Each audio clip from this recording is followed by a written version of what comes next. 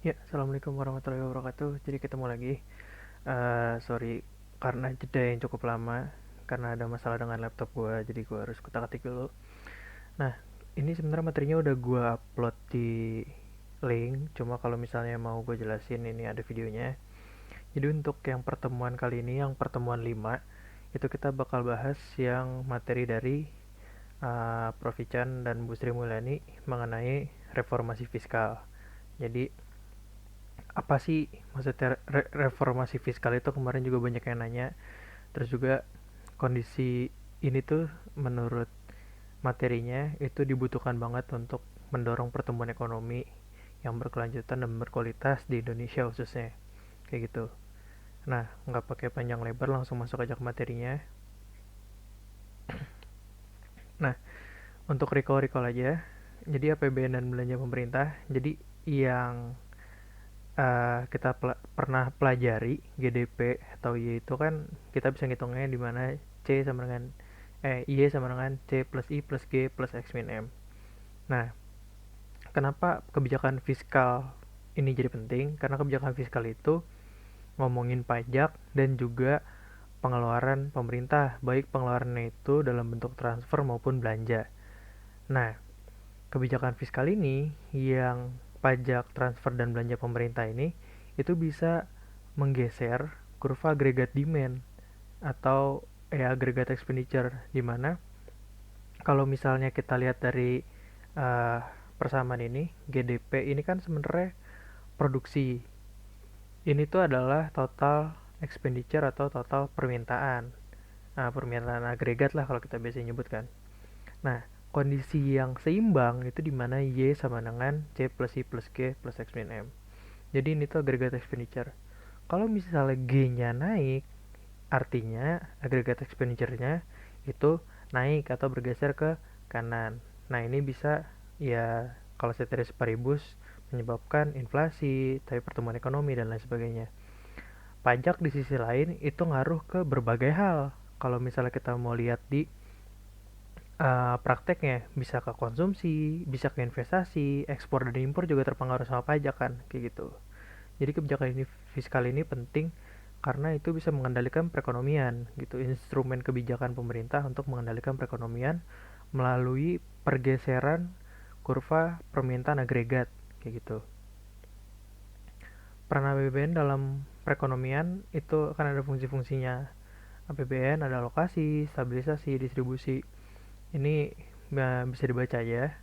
Tapi intinya kalau untuk APBN sebagai alokasi itu dimana penerimaan pajak, subsidi, regulasi itu uh, dialokasikan ke bidang-bidang yang dianggap penting atau uh, produktivitasnya tinggi, sehingga itu bakal balik lagi, uh, dampak positifnya ke Indonesia itu lebih gede gitu. Jangan dialokasiin ke hal-hal yang nggak penting atau misalnya orang-orang yang tidak membutuhkan.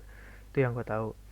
Terus untuk stabilisasi tadi, karena kebijakan fiskal itu bisa mempengaruhi perekonomian. Nah, pemerintah tuh sebenarnya bisa menstabilisasi saat kondisinya sedang menghadapi guncangan. Kayak misalnya sekarang kayak gitu kan. Yang dilakukan oleh pemerintah adalah ya belanjanya diperbanyak dalam bentuk bantuan, terus apa subsidi, potongan pajak dan lain sebagainya. Itu stabilisasi. Dan juga distribusi, di mana pajak itu juga sebenarnya merupakan uh, bentuk distribusi yang paling kelihatan, di mana orang kaya kena pajaknya lebih gede daripada orang-orang yang pendapatannya menengah ke bawah, kayak gitu. Dan pendapatan pajak ini kemudian digunakan untuk memberikan bantuan atau misalnya membangun proyek-proyek yang propur ya. Kalau misalnya kemarin kuliah gitu, kita pengennya sih yang propur kayak gitu. Nah, kuliah ini sendiri fokus ke alokasi dan stabilisasi katanya. Terus distribusi itu kan kita bahasnya di masalah kemiskinan kemarin. Stimulus fiskal itu merupakan kebijakan fiskal untuk peningkatan produksi dan kesempatan kerja. Jadi kita memberikan stimulus pada perekonomian melalui kebijakan fiskal. Nah, ada dua jenis stimulus fiskal, yaitu yang otomatis dan juga discretionary. kebijakan fiskal yang otomatis itu adalah kebijakan fiskal yang dipicu kondisi perekonomian tanpa campur tangan pemerintah. Jadi pemerintah nggak harus ngapa-ngapain, tapi stimulus fiskalnya nih jalan. Sebagai contoh, automatic fiscal stimulus yang paling umum di negara-negara itu adalah pajak. Kenapa? Karena umumnya pajak itu kan rate-nya progresif nih. Semakin lu kaya, kena rate-nya semakin gede. Kalau misalnya perekonomian sedang terguncang dan pendapatan lu berkurang, otomatis pajak yang lu harus bayarkan juga mengurang.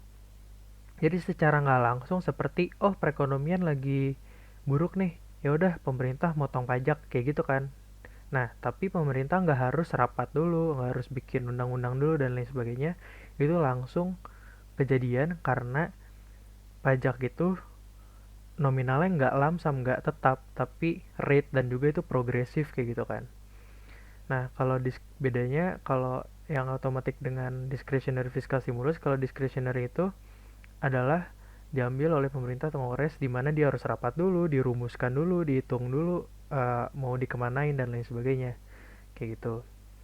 Nah, contohnya kalau discretionary fiscal stimulus yang kejadian sekarang adalah di mana pemerintah mengalokasikan potong anggaran di sini, terus kita tambahin anggaran di sini.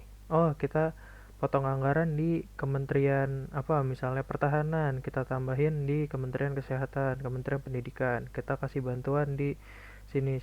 Nah itu discretionary karena harus dirancang dulu dan disahkan kayak gitu. Nah di Indonesia sendiri ada beberapa isu-isu menurut PPT kuliah yang kemarin. Jadi uh, primary balance itu udah defisit dari 2013. Jadi ya pendapatannya kurang dari pengeluaran. Artinya apa? Ya kita harus ngutang gitu kan.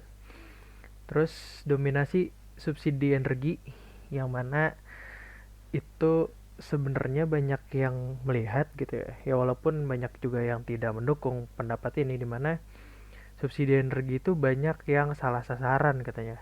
Kenapa? Karena waktu zamannya Pak SBY itu kan kayak bensin itu disubsidi hampir semua jenis ya, apa semua jenis gitu gue lupa. Nah, sedangkan orang-orang kaya juga pakai bensin yang tersubsidi tersebut, padahal nggak penting. Makanya sekarang subsidi itu cuma diberikan untuk premium dan gue lupa yang solar apa biosolar gue nggak tahu. Nah itu apa namanya ditujukan biar sebenarnya tujuan penghapusan subsidi ke Pertamax Turbo dan lain sebagainya itu biar orang kaya tidak menikmati subsidinya, ngapain gitu kan. Nah itu juga ya kenapa subsidi listrik bagi yang kelas listriknya udah gede 1200 1300 ke atas itu sampai dengan 900 itu kan masih disubsidi ya. Nah itu kenapa dicabut ya karena asumsinya di atas yang 900 itu keluarga sudah mampu gitu. Ada juga masalah bahan bakar gas gitu kan. Kalau misalnya di gas 3 kilo itu kan ada tulisannya hanya untuk orang miskin. Nah, jadi subsidi energi di Indonesia ini gede banget. Implikasinya apa? Belanja untuk infrastruktur pembangunan di mana-mana di Indonesia itu masih sedikit karena duitnya kebanyakan dipakai di subsidi energi padahal orang-orang kayanya juga menikmati gitu. Terus krisis ekonomi dunia belum selesai, di mana itu bisa mempengaruhi peta APBN. Ini kan kuliah sebelum ada COVID ini parah banget nih.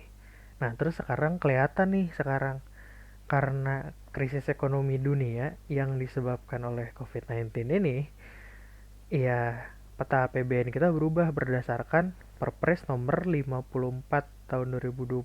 Seingat gue 54 deh gitu. Coba nanti gue tulis di deskripsi videonya aja kalau misalnya salah. Nah, sebelum 1997 rasio utang pemerintah 20% dari PDB, dominasi utang luar negeri. Setelah 98 karena krisis itu terpengaruh oleh kurs yang tiba-tiba melonjak itu, sekarang sebenarnya pemerintah itu udah lebih banyak kalau utang itu ke dalam negeri gitu, jadi minjem ke rakyatnya sendiri, makanya sering ngeluarin surat utang dan lain sebagainya Ya walaupun surat utangnya banyak yang dibeli juga sama orang asing. Terus balance sheet pemerintah belum memasukkan kontingen liability. Terus aspirasi anggaran, implisit subsidi energi dibagi neraca Pertamina dan PLN. Jadi ya Pertamina dan PLN untung atau ruginya itu sebenarnya kan dia disubsidi gitu kan harga-harga barangnya gitu. Jadi sebenarnya nggak jelas juga sebenarnya dia untung atau ruginya karena gue juga nggak tahu, belum pernah lihat laporannya Pertamina atau PLN. Kalau misalnya teman-teman ada yang tahu bisa share ke gue dan teman-teman lainnya. Terus desentralisasi pemerintah mengubah pola kendali anggaran, khususnya belanja ke daerah dan desa. Nah, ini jadi menarik juga menurut gue di mana desentralisasi ini di waktu-waktu awalnya itu cukup membawa banyak ini ya, kesulitan di mana banyak orang-orang yang pinternya itu ada di kota. Kalau misalnya masih ingat yang kuliahnya Pak Dewa, kuliahnya Bu Fau gitu kan, dibilang bahwa banyak jasa-jasa yang dibutuhkan itu orangnya ada di kota, tapi kita sudah mendesentralisasikan eh, ya otoritasnya ke daerah, di mana orang daerah dulu waktu zamannya masih sentralisasi itu semuanya diatur pusat, mereka cuma tinggal oh ya siap laksanakan gitu kan. Sekarang ya udah atur diri lu sendiri, wah bingung karena tidak mandiri kayak gitu. Ini juga jadi masalah desentralisasi. Jadi itu beberapa isu-isu fiskal di Indonesia yang mempengaruhi ya baik itu pengeluaran pemerintah, belanja atau misalnya transfer atau juga ini tadi penerimaan pajak. Ini masih banyak isu-isunya. Mungkin banyak juga isu-isu yang nggak di cover di materi kali ini, bisa dicari-cari aja kira-kira apa sih yang dihadapin sama pemerintah Indonesia mengenai apakah untuk penarikan pajak atau misalnya untuk pemberian subsidi, pemberian bantuan, apakah masih ada yang kurang atau misalnya belanjanya tidak efektif kayak gitu. Nah, dinamika utang. Jadi ini sebenarnya ada di makro. Buat teman-teman yang udah ngambil makro mungkin sempat ingat rumus ini. Jadi pertumbuhan utang tuh gini, dimana debt per GDP ratio di tahun T, ini kan T-1, jadi berapa sih pertumbuhan debt per GDP ratio-nya? Itu adalah primary deficit di tahun T dikurangin growth ekonominya, dikurangin nominal effective interest rates, bla dikali debt di tahun tersebut. Jadi maksudnya gimana? Jadi gini, ada primary deficit nih. Primary deficit itu adalah ya defisit yang lu lihat lah gitu. Kalau misalnya oh iya belanjanya lebih banyak daripada pendapatannya. Nah, tapi selain itu ada ini. Ini apa? Jadi di sini ini kan utang di tahun tersebut. Nah, di sini tuh ada bunga utang kan. Dimana kalau misalnya pertumbuhannya nol, ini kan growth dari ekonominya nol, lu harus selain lu menghadapi primary deficit, lu juga harus menghadapi ada bayar bunga utang gitu kan. Nah, terus kenapa di sini growth-nya ini menyebabkan si pertumbuhan debt per GDP ratio-nya ini berkurang gitu kan, negatif nih. Karena kalau ekonominya tumbuh, asumsinya kita tuh bisa mendapatkan lebih banyak lagi dari si perekonomiannya, entah itu pajaknya dan pendapatan kita jadi lebih tinggi sehingga si bunga utang ini sebagian teroffset gitu.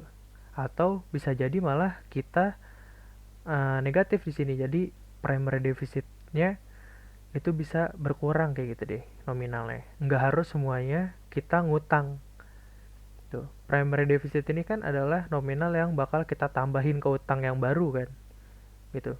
Kalau misalnya primary defisitnya ini kita asumsi 0, primary defisitnya 2000 misalnya. Ya kita harus ngutang 2000 untuk bisa melaksanakan apa yang sudah kita rancang di APBN. Nah, kalau misalnya pertumbuhan ekonominya itu lebih gede daripada bunga, nominal bunga, nah yang akan terjadi adalah kita nggak harus ngutang sebanyak primary deficit gitu. Sebagian aja. Kenapa? Karena sebagian sudah terbayarkan oleh pertumbuhan ekonominya ini, kayak gitulah. Kalau misalnya kita lihat dari uh, persamaannya gitu. Ini ada di makro, ya sekedar tahu aja. Nah, terus kalau misalnya teman-teman baca di APBN, ada yang namanya belanja negara. Nah, belanja negara itu apa? Ya, belanja pemerintah, baik pusat maupun daerah, kementerian atau lembaga, mau bentuknya transfer dan lain sebagainya, yang ada di APBN gitu. Terus belanja negaranya itu tuh masih terbatas kita. Dimana uh, yang harus kita lakukan adalah fungsi alokasinya dibenerin nih kan, dimana mendorong pertumbuhan yang terbatas, kebutuhan minimal untuk membiayai infrastruktur tidak terpenuhi.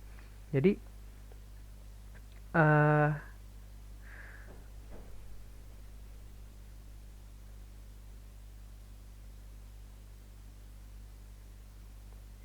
nah, untuk belanja negara, jadi belanja negara nih kita masih terbatas juga.